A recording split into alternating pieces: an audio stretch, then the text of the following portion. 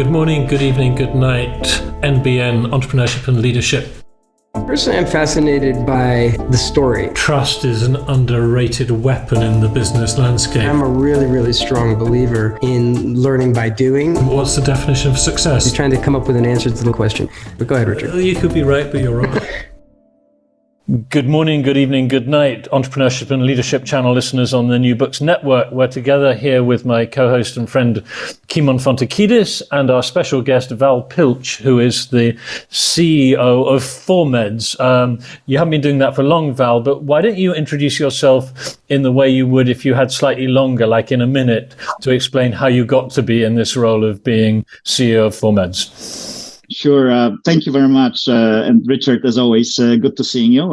Always enjoyed our conversations. Looking forward to learning something from this one. Quick sort of 60 seconds on, 20 years plus career, I guess. I was born and raised in Krakow. In the early 90s, moved to New York, where I completed my high school, my studies, and kicked off my career. Followed mostly consulting and investment banking. Spent quite a few years with Morgan Stanley and Citigroup in New York. Which led me actually to 6 years in Asia. I lived in Singapore for close to 7 years, running our special situations for ASEAN, Southeast Asian markets. And, working a lot with entrepreneurs and startup companies, ranging from, noodle makers in Vietnam to cold storage in Indonesia, palm oil producers in Malaysia, real estate companies in Singapore. I mean, a lot of interesting things. At some point, I realized I wanted to be on the other side of a table. In late 2015, 2016, I moved back to the city where I was born, literally, a few, 100 meters away from where my grandfather lived in my childhood. So I made a full circle, 360 around the world to, returning to where it all began. Over the next 6 years, I ran a commercial lighting company, the largest commercial lighting company in Poland, with focus on developing, growing, building a team, and we'll probably talk about that as well, which culminated in 2019 when the company was sold to a Norwegian industrial group, Glamox, fifth largest lighting company in Europe. And as a result, ES System has become integral part of one of the largest five lighting companies in Europe, and a major player on a global scale. Following the sale, I still helped out with integration for a couple of years. And following the sale, I decided to combine all of my experiences and go on entrepreneurship path here. To some extent, thanks to our conversation, Richard, to our conversation in 2020, I think, in Krakow, when I was sharing some of the ideas with you, I think, and we'll probably dive into that later as well. But that led me into a entrepreneurship through acquisition paths, with the focus on healthcare and wellness industries. I was particularly interested in the supplements, nutrition sector, and I was very lucky to have acquired a company in partnership with NCA, which is a entrepreneurship program, ETA program, just in December, and pretty excited about the future of ForMeds. And it's December. It's February 2023 now. So literally, you bought the company 2 months ago. So it's really quite recent. Yes. Yeah, which is why you're in a hurry, because you're busy, right? You know how it is. So you're based in Krakow. Well, now I'm based in Krakow. I still live. I'm still based in Krakow, but I travel between Poznań and Krakow. Okay. So the business is in Poznań. but you live in Krakow. Okay. And right now you're in Poznan? Yes. So basically, I'm Monday through Friday, Monday through Thursday varies. I'm in Poznan, and then the weekends, cool. back in Krakow. So you sort of, you and I have done like the opposite thing. Like I was born in New York. And I grew up in New Jersey, and I immigrated to Basically, I immigrated to Poland in my early 20s. And you were born in Krakow, actually Krakow as well, and you then immigrated to New York. And then, so first of all, how old were you when you? Because it's a big deal to move to another country. Basically, I mean, how old were you when you did that? 17. Yeah. Oh, right. Okay. So you were not. So you did it just for high school. You just basically went for your last year of high school. Last year of high school. Yeah, exactly. Okay. And was that intentional? Like was that intentional? Like you just wanted to get into the U.S. system, or did your family? Did everybody move there? What was it? My parents actually were going back and forth for 10 years already between the US and Poland, and so it was intentional. Yeah. Okay. And so you thought to yourself, I want to go. Tell us a little bit. I'm just kind of curious. Mm-hmm. Talk us through like that decision. Your 17-year-old mindset. What was exactly. That's interesting. With lots of friends and exactly. I still remember that like yesterday. I mean, it's amazing, right? Things that you remember like yesterday that were a long time ago. And it's interesting because I can, that parallel also is very interesting. You're moving, we talked about that with Richard a while back, some people were thinking it's a great idea to go abroad right now. Some other people at the same time were thinking, hey, there is Poland. The market is opening up. The world of opportunities is there. People, here comes 17-year-old man thinking, hey, the world of opportunities is there, right? Yeah, exactly. The thought we were holding in our head was exactly the same, just with a different direction of exactly 100% different conclusions. 100 same thought, same idea, 100% different conclusion. No, but let's be honest. The people think I'm crazier than you. Everybody I talk to is like, and I maybe speak to Richard as well. But like, why are you going like in the early 90s or whatever? Why are you going? At least in my case, it was the early 90s. Why are you? What you're going to? You're doing what? You're going to go live? You're going to set up in Poland? What? And like you from Poland, I'm sure they're like, the U.S. That's a good move. Let's put it that way. I was going with the current. You were going against the current. Yeah, exactly. There's one thing you, because like often we like digging into people's sort of like family environment and the sort of context and whether their parents were expecting them to go into business or do something else. And can you just talk a little bit to the family business as well? Because I think that's quite relevant to the story. Unless it's a secret, I think it's quite relevant to the story. No, I have to say, there were no expectations of, I think when I got interested in computers, first year of high school, actually, probably grade 8, I was into computers, and, I remember my mom saying, there goes the medicine. And that was, you mean, there goes the doctor. You meant there goes the doctor. There goes the doctor. We all want to have that doctor. So I think, I never heard any expectations of, after that. No, I was thinking that also in terms of role models and like how far it was surprising or not for your parents that you chose to, you didn't go into business, right? And in a sense, Wall Street is kind of business, but did you know when you were a teenager that you might want to be an entrepreneur one day, or was it only later on when you were exposed to that through your job in the investment banks that you reached that conclusion? Because in Poland, the status of business, let's say, it's changed over the decades, hasn't it? Sure. It's very different today than it was back then. It's a lot more professional today than it was back then. Different things, right? I'm still I continue being amazed at, the level of professionalism that's growing in Poland every year. this year, last year, right? It's a continuous, I mean, in terms it's of crazy. It's crazy, especially if you've been here for a long time. It's crazy. It's absolutely, it's like, 10 years ago, having conversations, kind of a Wall Street conversation around the business models and investments, in Poland and New York. It was a different world. We're not that far away in Warsaw, our Warsaw. I think I agree. Are on the same level as, London and New York. I've been very, very surprised. I agree. And amazed. Yeah.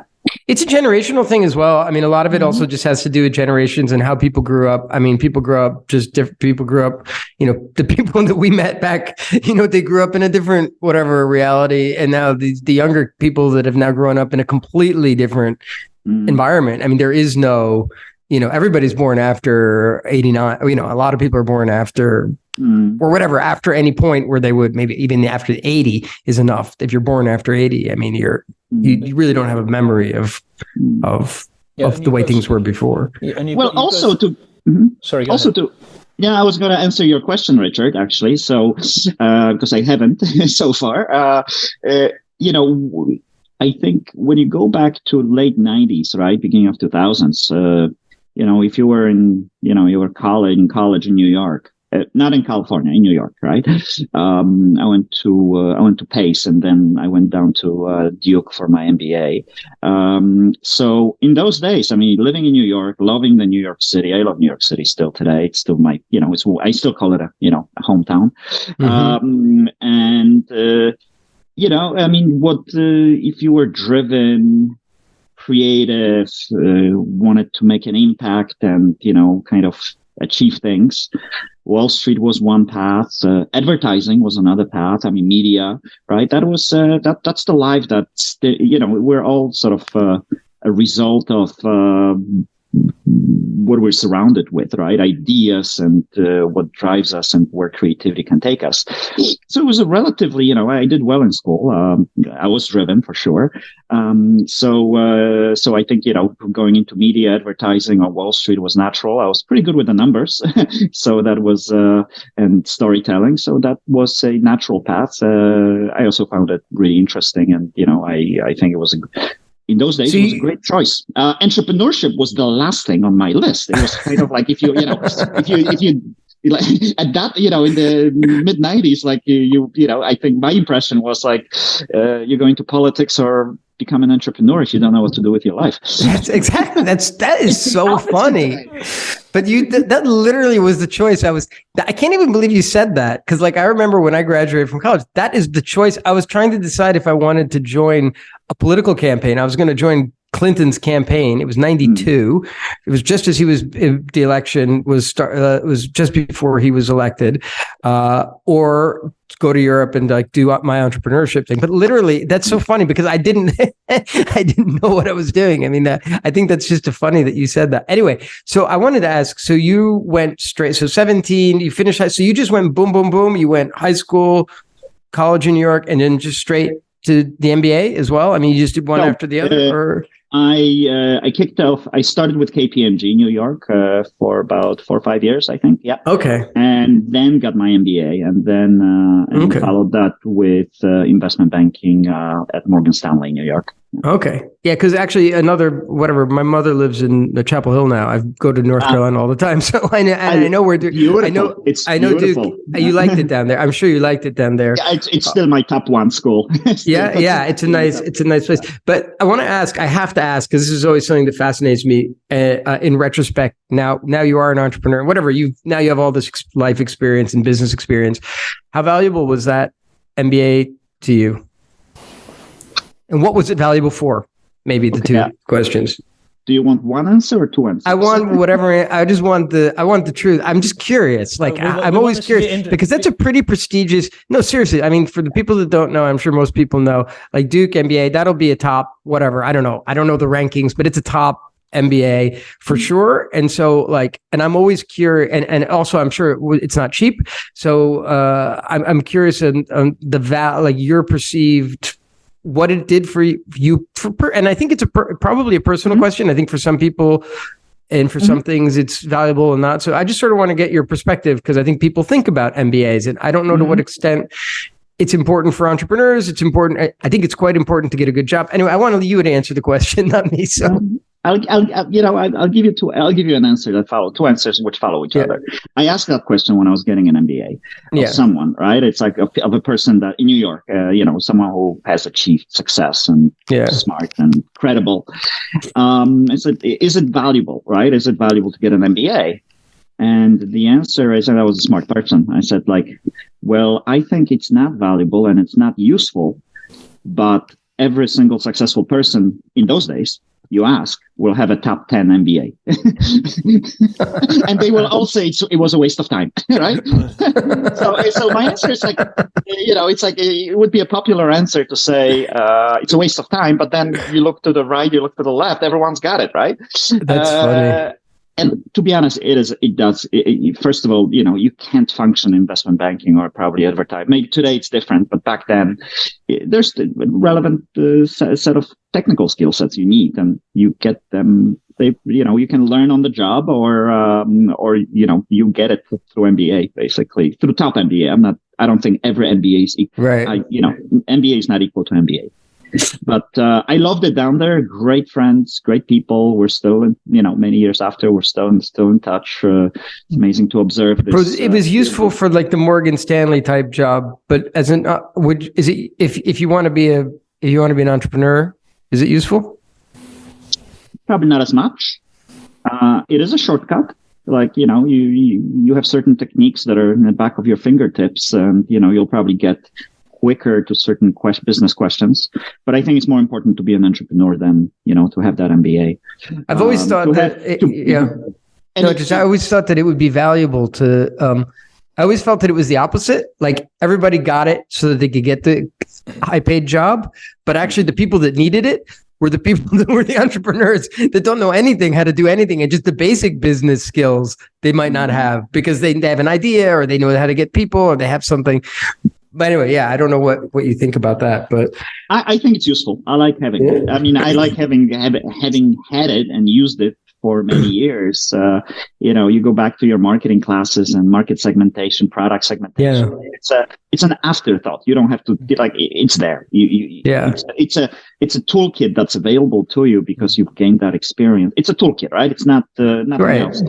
And also there's other things, it's almost like a kind of elongated checklist that you can buy a book in a bookstore about how to start and run a business, and there's one chapter on organization and another chapter on leadership, and it's only because in an MBA context you get some multimillionaire doing a workshop who tells you, this is so important. I've been in big companies where they do not know how to run meetings properly, and you hear that alongside the content. But the fact that someone very credible has emphasized to you that this really matters, it's not just a point. But I think I'd like to jump onto the way you got involved in ES systems, because your decision to come back, you took this decision to come back, and there was something. Did you know when you were coming back that you were coming back to build and grow it, and what was the recruitment process by which you got hired into that company? Because I know, but I don't think our listeners do. I think it's confidential. I've known ES System since the first day when it was founded. Was family business. I remember when the founders were picking the name of a company, and I was always very much aware of the company. Now the story will go. So yes, when I've made a full. Okay, so. The story goes confidential. The story goes to the podcast. Right? I've joined. I was actually, and this is where there were relationships, leadership, right? The different things come together. I was actually on holidays. We were sailing around Greenland on an adventure together with friends and family members, the assistant founders. And that also family member, and we just talked about the world, the business, and we've always been very much in touch. They've always inspired me a lot in terms of how they approach the world, people, and sort of life ethics. I think I have a short list of people that I've admired all my life, and somehow we talked about me getting involved in the system. The seed was planted. And it was growing. It was found the fertile ground. And I made a call a few months later. It's like I've been thinking about it. I've got some ideas, and I like the industry. It's not just the name, the system, right? When you think about what really drives me, what I'm passionate about is the products as well, and lighting is a fascinating product. It has a lot to do with health and well-being as well, which I'm still, something that I'm still passionate about. Also, my wife is a doctor of pharmacy, and her family is a medical family. So we've always wellness, health, always interested us. But at the same time, there's a lot of technology in it, right? And Internet of Things was coming into products. So I found the space really, and design and architecture and sort of how you build relationships. I found that space really fascinating and thought it would be really, really exciting to get involved in. And I still find the industry or the product fascinating. I mean, it's lighting is something that's wonderful. It's not tangible. It's abstract. At the same time, it's a physical product. So it combines lots of really amazing sort of features. So that led me. So it was a sort of combination of being an entrepreneur, but not for the sake of being an entrepreneur. It was a combination of the product and technology and design that led me to ES System. And, at that point in my life, I thought, so I moved on purpose. I have resigned. I quit my job in Singapore and moved to Poland with the purpose of getting involved in the ES System, also being closer to family, being closer to, where I was coming from. But in terms of the sort of the business, can you put you have told me this, but to the extent you can share the scale it was at when you came back and the scale it was when you exited, and also was the expectation that you were going to restructure, and maybe what was good, coming into a medium-sized company as from the outside back from America, there may have been some interesting challenges associated with that. And, what did you fix? What did you change? How did you there's quite a story of your role there. So sorry, you joined, you guys know, I think it's good that I don't know anything, because then the viewers and listeners don't know anything either. So first of all, you came in as CEO, did you come in as, were you? We were co-managing directors with. Okay, co-managing directors. And I'm still a little bit confused, to be honest with you. Is it a family company, or is it something you invested in? I can't really tell from the story. Was this a family company that you? It was it was a public company. Public, okay. On the stock market, but it was founded by family members as well, and friends. And at that point, they still had a controlling stake. Okay.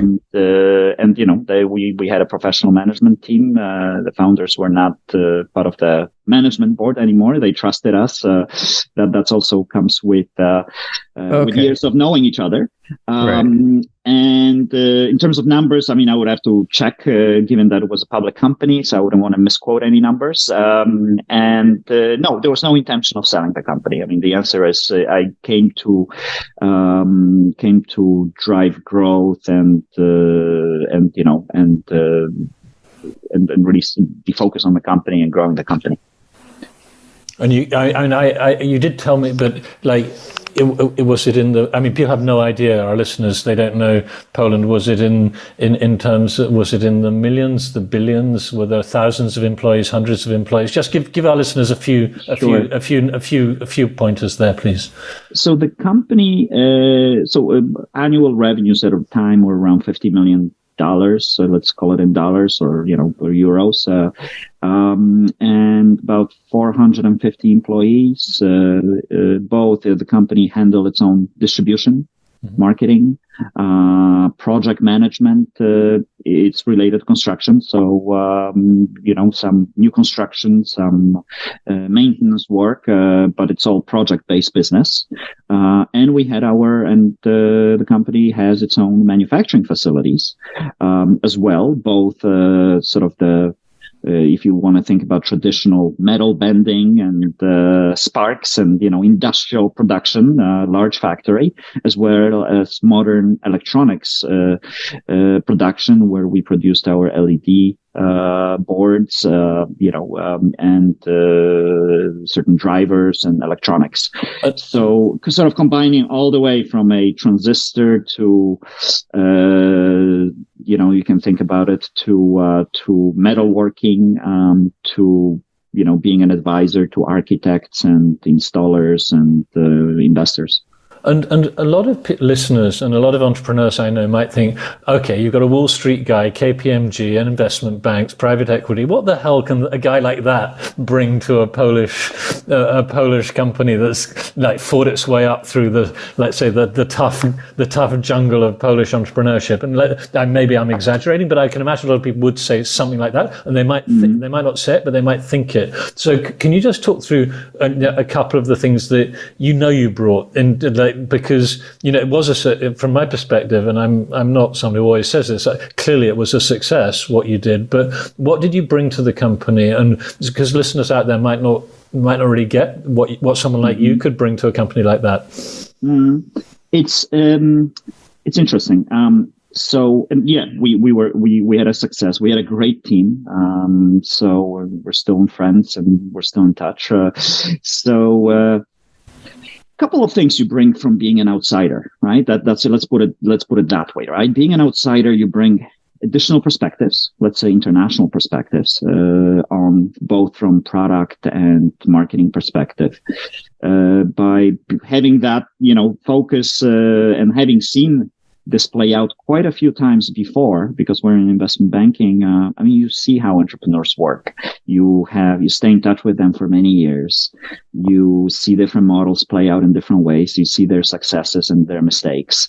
So you actually have a lot of learnings from, you bring in a lot of learnings from that industry across, not just financial, right? You see the business model, you see the business strategy, you see how they pursue marketing and what technologies they're going into.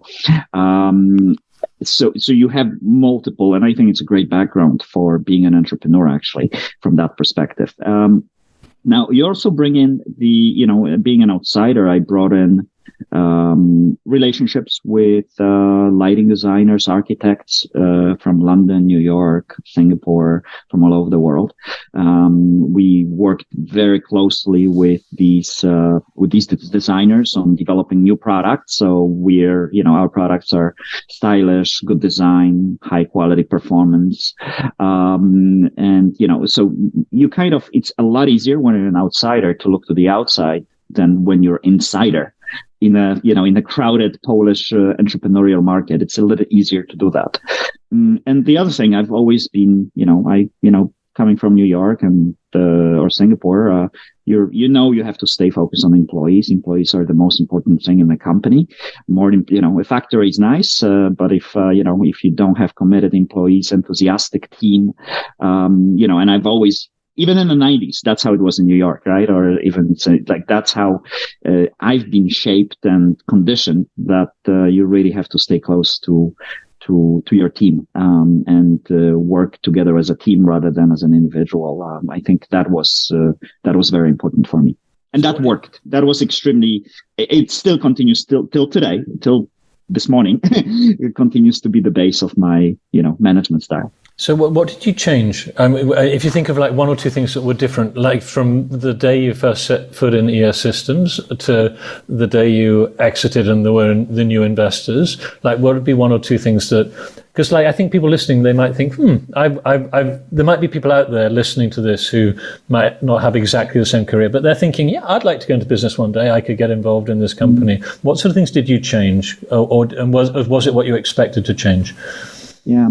I think we focused on segments. I mean, in terms of course, we've developed new products. We won, a high number of design awards that the company didn't win, in the history before. The German Design Award, we won Lux Awards in London for design of our product, for functions, for performance.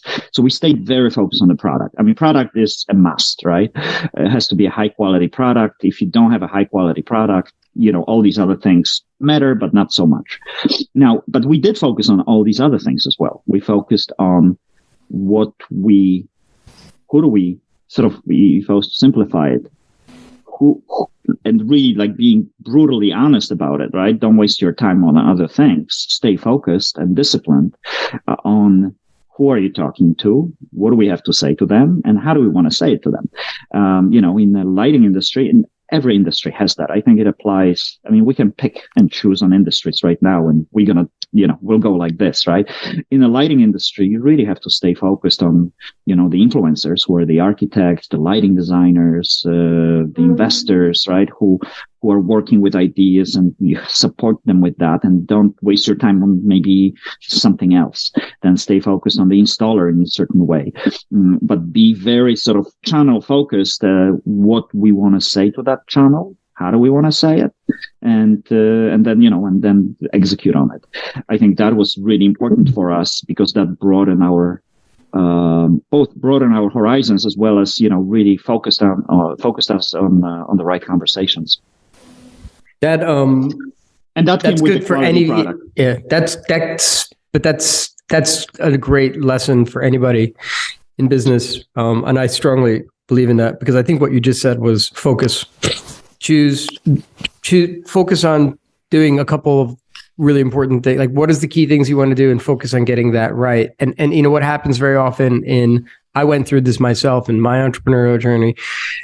I think it's natural. You go out, you're doing all these different things. You start doing too many different things, right? And there's a lot of energy being spent in a lot of different ways. And so you came in and you said, look, guys, let's get this energy focused on the key, most important thing. I think that's super valuable. I wonder, when I'm listening to you though, was there anything like, and maybe this is just because you came from abroad or whatever, but I was just wondering, was there any change in where you were selling? Like, did you sell mostly in Poland? And then by the time you left, did you have a significant export? Was there export? Was export part of the deal? Is export anything that you brought to the thing? I would imagine that export would have been an area that you could have helped the company as well, or is that not, like, I just don't know. I'm just totally guessing. You didn't say anything about it, but. Sure. I will. The export business doubled during that time. Exactly. But also domestic market has also, domestic business has also grown significantly during that time. Maybe not, percentage-wise, probably was higher growth, but also in value terms, we've grown significantly in the domestic business as well. And just out of curiosity, was the U.S. a market that you guys ended up going into? I mean, I literally don't know the business, or was it? It's a question that I was, naturally was one of the initial thoughts. We had lighting design. So the punchline is, I decided, wanting to go to the US, being, feeling like home in the US, feeling like home in Krakow. It was a natural destination. I made a very conscious decision not to go into the US market. And I probably wouldn't advise it for most Polish companies. But it was based on a lot of analysis. We've brought in and, covered the cost of that, of 7 lighting designers from top firms in the US to Krakow. We had a wonderful time. We got very technical on the products. We looked inside the products. We received extremely encouraging support from lighting designers in terms of marketability of our products. But then the logistics, the regulations, all these things that you don't think as an entrepreneur, in my head, were just not worth it. It was just a lot easier. And, I've changed my mind on export. A lot of people find it shocking. US was always the dream, then UK, then Germany. I'm still going back and forth in that head. And I maybe you can challenge me on this. I think Slovakia, Czechia, Baltic countries are the top choices for export business, being a Polish company, maybe rather than Germany. But I'm still, I haven't executed on that. I've been challenged on that. I'm not convinced that we've done with ES System wonderful projects in London. The new Modern Museum of Art, and we had a couple of really sort of prestigious projects in Germany as well. Big shopping malls, amazing designs, hard work. But there, what I've changed my mind on, there's so much competition out in the UK, in Germany, in the US. Maybe you have less of that it's a different competition, different pricing points. Exactly. Basically, sort of the conclusion you've come to, in the early 90s. Yeah. I think, sorry, Richard, I think that I think that you're first of all, it's how big do you want to be and how big of a market is and how accessible is a market.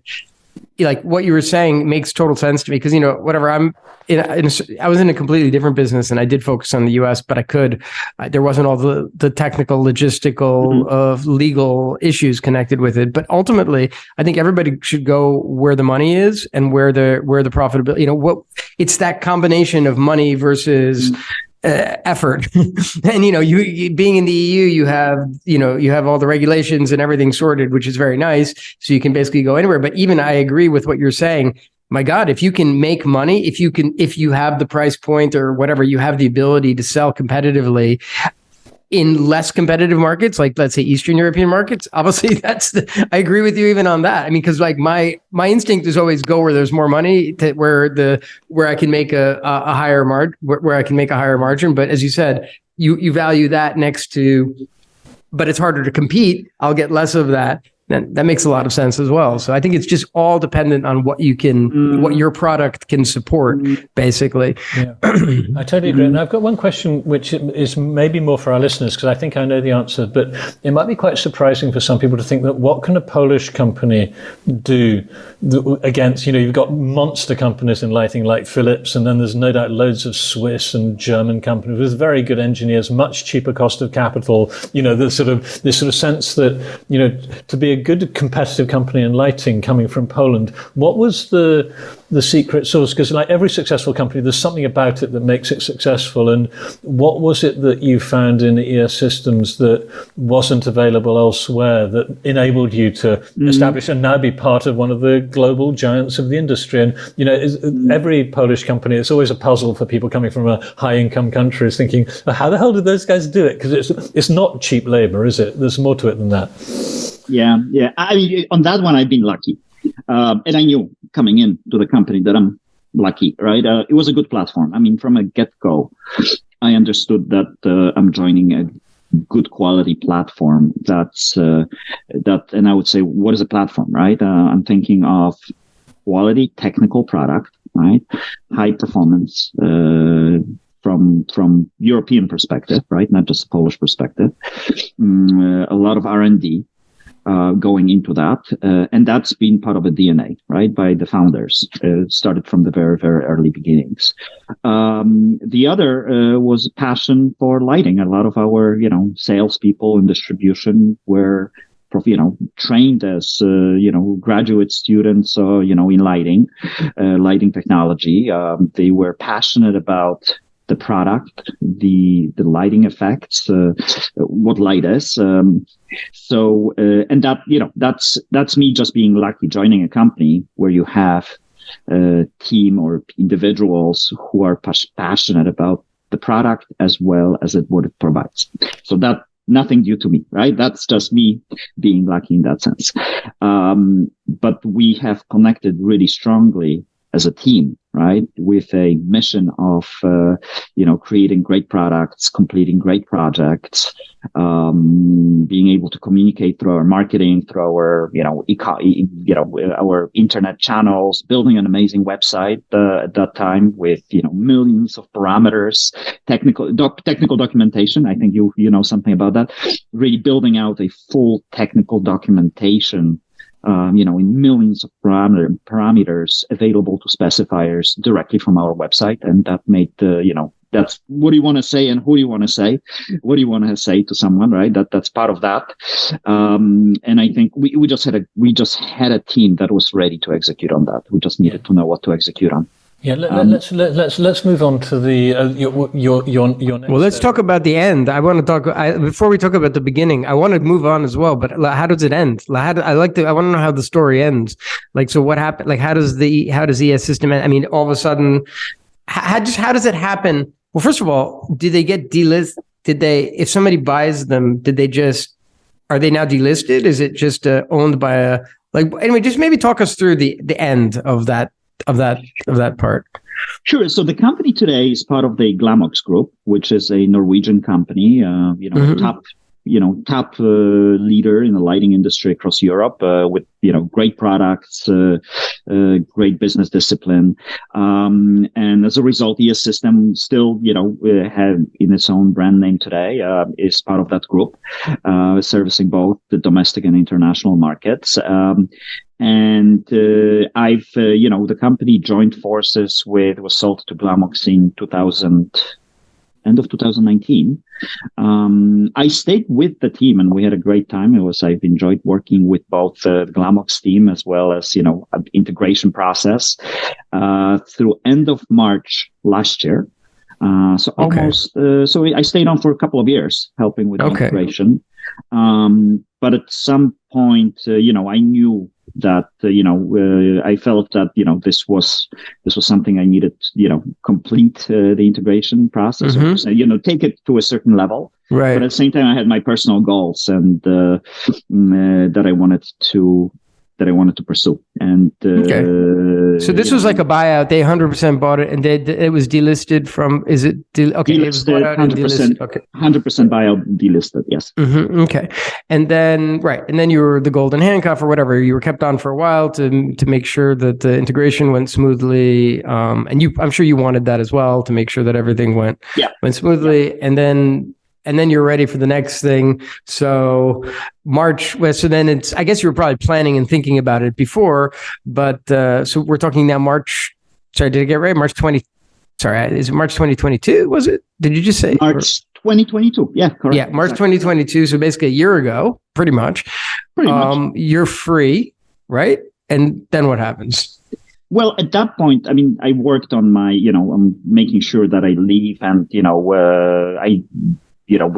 I knew what I was going to do next. Mm-hmm. Let's put it that way, right? So I worked through the point to hand over as much as I could, do it in a proper way. I still care about the company. I still care about people who are there. Sure. As we're still friends. But at the same time, I actually wanted to, I don't know if it's appropriate place, Richard, to do a little bit of advertising for you, but at some point, 2020, I was thinking of a startup company. And we were going back and forth, and we had amazing conversations with Richard. And I shared a startup idea, my business plan for that business, with Richard. And Richard actually, so you played an important role in where I am. That's why I invited you on the show. You get extra points if you say nice things about Richard on here. Extra downloads. I'll send it to my mum. I didn't say anything nice. I said useful. And Richard was kind enough to read my business plan. I think we have fascinating conversations about many things. I still remember reading. I didn't reread it, so I didn't prepare for this answer. But it was something along the lines, it's possible, but challenging. What you're thinking about. And then you said, what I would do is I would look for a Polish company in that space, potentially acquire and develop along the business plan, the business idea that you have. And it was very specific. I knew I wanted to be in sort of a functional wellness supplements, dietary supplements with clean ingredients. This was clean energy drinks, I think was the plan where I said electrolytes. It wasn't energy. It was electrolytes, but powder mixed in sticks that you mix with water. It wasn't a ready to drink beverage. It was a electrolyte powder stick pack that you mix with water. So it was actually powder basically producing supplements in powder form.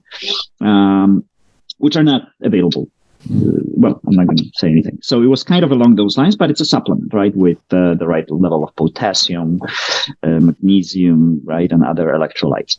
And the most important thing was I was passionate about clean ingredients. And so I've set a very narrow area, very narrow focus in terms of my criteria as what I was interested in.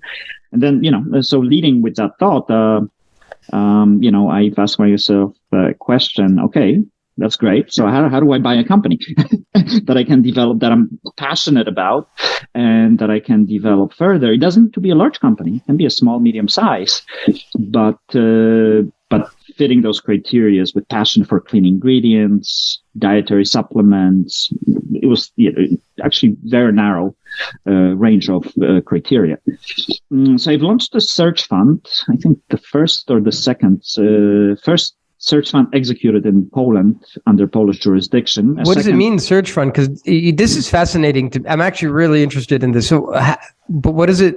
So I don't know what a search fund is, actually. Okay, so I'll start from, so a search fund, so it's a concept that was created at Stanford University about 20 years ago, of initially young entrepreneurs, MBA students, mid-careers, professionals with MBA backgrounds, pursuing a path of acquiring a company and developing and growing it further. So acquisition through entrepreneurship through acquisition or whatever. Yeah. Mm-hmm. Exactly. Entrepreneurship through acquisition.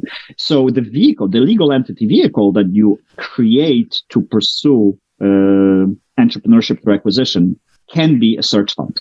Interesting. Okay. And you have a number of investors, co-investors in search fund. Usually high net worth individuals, family offices, contributing to a search fund as well as to the acquisition. Okay. And I just want to make it simple for everybody. So like, they're signing on. So basically the deal is they're saying, Val's saying, I'm going to find the company and I'm going to run this company. And if you join this, you're going to be an investor in this thing. Is that so basically people invest into you doing this project. Okay. There's the entrepreneurship through acquisition and search funds are kind of parallels. This is interesting. But a fund might say, well, they raise the money first, so you have to really trust the founders of the fund, and then they might be going to buy more than one company. So it's almost like they're going to have a process. They buy companies, they fix the management, they set it up, and then they're quite often doing more than one. Oh, okay. Entrepreneurship by acquisition, it's like, if I find a company, I'll run it past you, and if you like it. So it's almost like the commitment is to fund a deal, but a search fund has got, like, it's more attractive for the MBA because they're going to draw a salary from the search fund while they're hunting, whereas the ETA thing, quite often people are not paying you. You're kind of searching at your own risk. But let's ask Val, is this search fund, was it for just one? Can it be set up for just one, for one company, or now do you have a mandate that you need to now join other companies? Like how does that work? The way it goes back to that 2015, 2016. I wanted to be an entrepreneur, so I like running a business. I like operating a business. The fact that I know how to acquire companies because I was an investment banker, that's helpful and useful. But what I'm really driven by is growing companies. I mean, I like the entrepreneurship. So the mandate for this search fund was for one company. So the way So the way this was set up was with a mandate to acquire one company and operate it. Yeah. Okay. Mm-hmm. That's a very interesting way of doing it. And so basically, again, it's good to have contacts. It's good to have the MBA. It's good to have the track record. So people will invest money. It will put money into the search fund So a small, I need to mention a small commercial here. It's not a sponsored link. I did it together with I partnered with Novastone Capital Advisors, which is, I would say, a leading platform. It's a startup, 3-4 years ago.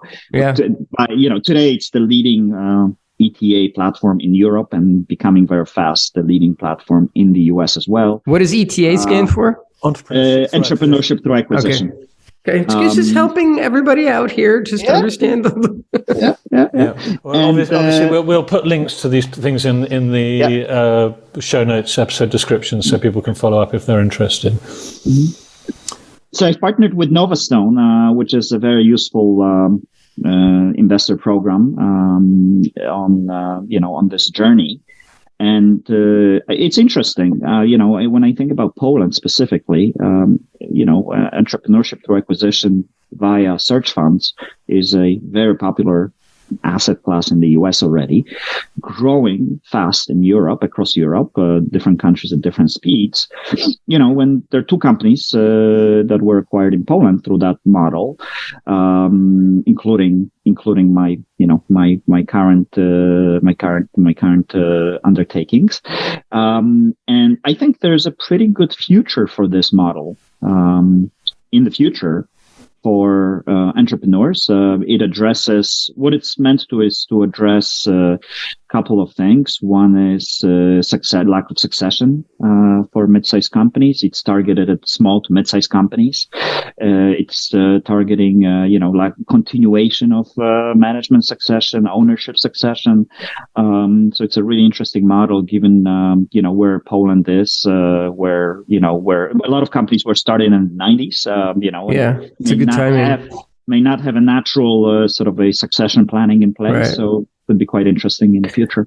Can I ask, I'm very interested in the business and we have to get to that as soon as possible, but just one last question about this process, because I do find it interesting. How does it work how much does that individual, is there an amount that individual is expected to invest of their own money in when you're setting up a fund like that? Because, if I'm an investor, I would want you to have skin in the game.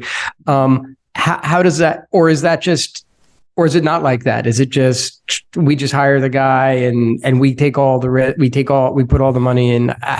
Is there any parameters around that? How does that work? It varies. I'm a co-investor, and I'm a significant co-investor. Yeah. But in the traditional search fund model in the US, as if you read a Stanford guide to search funds, the searchers don't need to put up any capital. Their own opportunity cost is considered relatively high. Their cap. Okay. Typically, typical searchers in the US come from top 10 MBA programs. Right. So investors appreciate that the opportunity cost for those guys. And they're also assuming that somebody with the top 10 MBA can be a good entrepreneur. Which could come back to our initial discussion. But anyway, tell us about the business, please, because we got to be conscious about the time here. Tell us about this business. I'm really interested to hear. So, what business did you buy, basically? And also, and maybe a little bit about what else you looked at. How easy was it to identify potential companies to buy, and what did Polish entrepreneurs? I think that the actual process of buying the company is very interesting as well. So, how many people did you talk to, and how did they react when Val was on the phone saying, "Hey, do you want to sell me your business?" It was fascinating, actually. I had a small team of a couple of interns helping with that as well. I probably reached out to about 1,000 companies with a high quality, with selection criteria. I've been lucky. I've acquired a company with a criteria almost exactly matching what I was looking for in a period of 6 months, which is the shortest search fund journey one of the shortest search fund journeys across Europe. So, but it's okay. Some skill set, some hard work, but I will call it lucky, right? I wouldn't say it's just timing worked perfectly.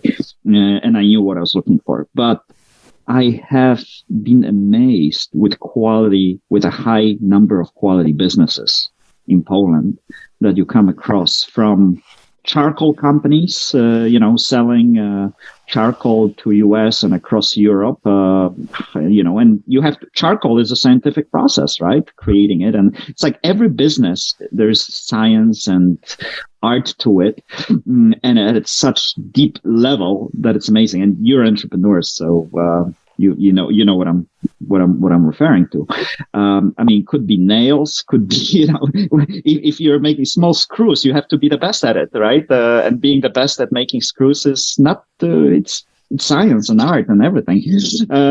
So So so I've had, so from just appreciation perspective, I've had probably, 100 conversations, Wow. with a positive contact. And some of those were fascinating conversations. Sorry, I have to draw attention to the fact that Val said he was lucky, but he had 100 talked to 1,000 companies and had 100 conversations in 3 to 6 months or whatever. I love how people say they're lucky and then they go on to say how incredibly hard they worked in a very short period of time. That's part of luck, right? You make your own luck. 99 unlucky conversations and 1 lucky one. Yeah. And so I've early in my search, actually, I was still searching, but I found ForMeds, which is a clean label, clean ingredients, both manufacturer and distributor of dietary supplements, vitamins, minerals, herbal extracts, collagen, some combinations of products as well, multi-products for skin, hair, and sort of applications in the beauty sector as well. Fascinating FMCG story. 10-year-old company created roughly in 2012, just the 10th year anniversary. So sort of more younger company, mid-size, and with the product and the team, exciting team, fantastic team, actually very young team of passionate sort of science, based, science-focused specialists from diet. Like our sales team is all basically everyone's a dietitian on the team, a registered dietitian, and with a master's in nutrition subjects, biologists, chemists. It's quite fascinating. At the same time, I like the industry from a business model perspective. So I'm sort of on one hand fascinated by the health and science and healthy lifestyles and looking at it sort of holistically, from your supplements, your diet, your exercise, your, sauna, your cold showers, and combining it all into a one sort of healthy approach to life, to e-commerce potential. We today work with about 1,500 customers, lots of them retail customers, drugstores, pharmacies, herbal stores, and about probably 50% is internet companies, internet stores. So e-commerce businesses. And it's a fascinating fascinating industry to be in from an e-commerce perspective. Don't want to say more. We're working on lots of interesting things, but this industry for sure sort of leads itself to e-commerce business very well with small with a low cost shipment, etc., low returns. So it's also from a business model perspective, it's interesting. From a product perspective, fascinating. And if you have a good team in place, even better. Is there a tech? I can't help but ask and feel. Is there a tech opportunity here, like to improve? I just don't know what the tech. Anyway, you're very young. Sorry, it's very new to you, but I'm sure you know what you want to do. Like you already have a sense of like what's the low hanging fruit. And I don't want to ask you to share anything that's confidential. So I'm trying to ask a question, but anything that you can say. Was there any like? Well, I mean, I instantly wonder about the tech side of it because I feel like that has to be very robust, probably. Or it might not, or it might be the potential for an area where you can, improve. But I don't know. Is there anything, or maybe just want to answer? Is there anything that you can say about what you want to improve or what you can improve, or is that just? I think with the team, we pretty much know what we want to do over the next 3 years, and that's the amazing part. We have the strategy. We know what we want to execute in the next 3 months, 6 months, sort of 12 months, 3 years. Again. Lucky, I've got an amazing team here, and we've just connected. We've probably done more work in 2 months than I expected to do in first 6 months. Wow! In terms of being able to sort of align strategically, and so again, lucky. But what yes, I mean, if you think about it, I don't want to say, Yeah, I understand. I don't want to lay out our strategy here, but I do. If you if the early part of our conversation about online communication channels regarding passion for technology, that's what I was thinking. It's yes, obviously it's been there, it's there. It's still there. I want to go both back and forward, but maybe go forward first. Down the line, do you see potential IPO acquiring more company, like growth through acquisition, like use your company you've got now as a platform to like grow into other countries? And maybe you don't need to, you can just hire good people in Germany rather than buy a company in Germany. But like, how do you see this going? It's supposed things go exactly the way you want. In 2 or 3 years' time, might you be listed and buying companies with paper and acquiring people, or don't you know yet? It's a question that's parked on my list. I would say the fundamental strategy is, and I'm still debating it. Acquisition through a roll up, all that. But to be honest, if you execute correctly in this space, organic growth is actually has huge potential. You don't need to do all these other things, but it would be also a natural path for an acquisition through entrepreneurship through acquisition to roll up in the industry, and it's a fragmented industry. So it is a natural sort of strategy. But I'm not, I think organic growth is. I guess you're getting on the core. I mean, first get the core business right, and that's probably what you're doing now, and then correct. And I think you're right. These are basically products that like people taste and smell, right? So you get tremendous brand loyalty to the extent that, like, if someone likes your product, yes, they like the smell of that shampoo, they like the feel of that cream on their skin. This is the kind of thing that people can be if you do it right, they can be incredibly loyal to you. It's not just so even. And am I right in that like if you get this right, people want the stuff you can make, and it's actually quite hard for them to switch and find exactly the same thing from someone else? Is that correct? You get hard and loyal customers if you get your product right. That's exactly. We see that already, and because people. In general, even Polish consumers so much more aware of what goes inside the supplements, what the clean ingredients are, what the clean ingredients are not. There's so much so many discussions and blogs and people passionate about that. This company was created from day one by the founder and the seller, who was passionate about clean ingredients. He founded the company based on grants, focused on innovation around clean ingredients, and that's part of the DNA of the company.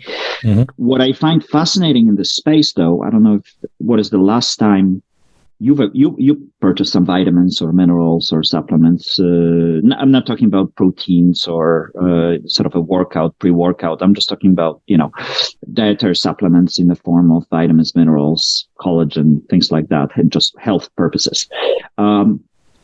It's amazing how hard it is to pick these products, right? That's where I see also the opportunity. If you go to a pharmacy store, it's just shelves full of products. If you go online, it's just lots of products. The same thing, exactly. It's not a delightful experience of choosing a product and why do you, which product you choose, why you chose it, how you're supposed to use it. It's such a mature industry, but at the same time, it's not. It's very confusing. So well developed. It's very confusing. And just to understand, how far are you manufacturing for other people? So like white label as well as your own brand, or both, or just your own? We just produce our own brand. We've had inquiries around that. That's always a question for companies. We're a brand and want to grow as a brand, basically. We don't pursue white label or private label. Okay, just flipping back to valuations, when you go knocking, I know quite a few entrepreneurs, as you can imagine, and sometimes people are almost delusional about the value of their business, and you're bringing the MBA Wall Street perspective, and in your previous job, you had the huge advantage of actually seeing how it works in practice. But how many of the Polish entrepreneurs you spoke to were realistic about how much their businesses are worth? And maybe you could say a few things about the typical valuations that deals are done at, as opposed to what people dream of. really that's valuation is a sort of art and science, right? As you know, it's well known in the market in Poland. I think across everywhere. It's a set. The price list is set. The price list is set. Don't mess around. We all know there's a price list. That's it. But people don't. You need to tell them. The market mechanics are known, right? And it's a relatively well established industry. But the price evaluation is the willing buyer, the willing seller, right? Where they are willing to agree on. And there is in that spectrum of valuations, I would say, probably 80%, 90% of entrepreneurs overvalue their businesses by 100%. and so, I mean, if you can just talk in terms of EBIT ratios, like multiples of EBIT. EBIT, for those who don't know, is earnings before interest and taxations, and sometimes people check on amortization depending on the business sector, and there's some goodwill. But in terms of what you think deals are done at in Poland and multiples for and also don't forget we're talking about the context of smaller businesses where you're not necessarily large enough to be acquired by a big multinational, I guess, right? Yeah, I mean, if I quote numbers, someone's going to say, "Oh, he's wrong." So I don't know if maybe that's the way to get attention for your podcast. I'm fine with that because we want to educate people, and so I mean, this is not a legal contract. I'm just curious because you had the experience, and I think it'd be valuable for people to know what your experience was. I mean, fair valuations, I think, are in the range of 6 to 8 times, 10 times for high growth companies. And then I'm saying, I think it needs to be fair, right? Not looking for low valuations. That's not what I was, for example, looking for. You want to have reasonable, both the investor and the seller need to agree on a reasonable number. Now, when we start looking at tech companies, service-oriented companies, I mean, evaluations in Poland will go up to 12, 14 times EBITDA as well. Where there is a disillusion, I would call it, is for traditional sort of industrial businesses which have not been modernized and maybe don't have that e-commerce component or, efficiency. But the owners think of them, of those businesses as, sort of your 14 times, 14x, 12x EBITDA sort of valuations, like a high growth company. And also where the EBITDA is, where the EBITDA margins are, that's also, a pretty tough spot sometimes for some businesses. But there are a lot of really profitable businesses across Poland. I was surprised how many, 20, 30% plus EBITDA margin businesses are out there in traditional industries. And there are some professional acquirers like the holdcos, the people who buy and hold, who they actually like it if it's not been modernized, because they say, if it's got a fax machine, that's fantastic. That means that's a sign there must be loads of cost we can take out post acquisition, and we remove the old processes, replace them with more modern things. So anyway, that's interesting. And so we've covered the future, we've covered the past. Is there anything we haven't asked, or Kimon, have you got any more questions? Is there anything we haven't asked that we should have asked that you think is important for this story? I would just want to know, in closing, basically, what would you advise? Like, you've gone through this fantastic, you've got this wonderful story, basically. You've had lots of different experience. And I'm just wondering if you were if young Val was listening to this, or if somebody, people like young Val are listening to this, what advice would you give them? Thanks to all this, you've done all this, if I'm interested in doing business, I'm young, I'm interested in doing business. Is there anything that what would be your advice? I mean, I potentially am interested in being an entrepreneur. What would be your advice? I've got a 14-year-old son. Okay, good. So you have a young Val. I have a young Val, and we're having those conversations. So it's a really interesting question, right? I mean, I would say, and we're in the early 2020s, not in the mid 1990s. I really I openly advise being interested in science and creativity. I think being interested in I was not interested in biology and chemistry when in the 90s. I wanted math and physics and kind of conditioning, right? I really fight anything that's happening in biology, molecular biology, chemistry, organic chemistry, molecules, and learn, programming skills as well at the same time. I think if you want to be an entrepreneur, there's going to be so many interesting things are coming at us from a completely different perspective, right? We all know that, right? I mean, with chat GPTs and all that, we talk about chat GPT. We're not talking about what's happening in terms of artificial intelligence, right? From a science perspective. And I think, we still continue living in the world of entrepreneurs. I think that's, I think we're going to continue living in the world of entrepreneurs.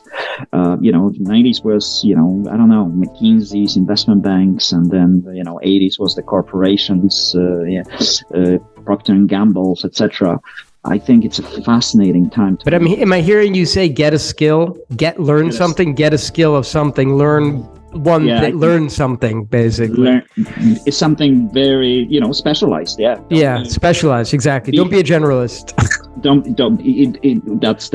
If you want to create value and be an entrepreneur, be a specialist. Well, thank you so much for your time. I think, as Kimon said, it's an unusual and interesting story, taking many aspects, and we'll post links to your business, to the things we've talked about in the show notes. And from my point of view, I'd just like to say thank you, Val. Thank you, Kimon, for co-hosting. Thank you to the tech team and the backup team at the NBN, our video editor and our sound editor. And thank you very much indeed. Thank you very much. I've enjoyed this conversation. And, Richard, as always, it's also nice to meet you, Kimmy. As always, I've also, learned something from that conversation.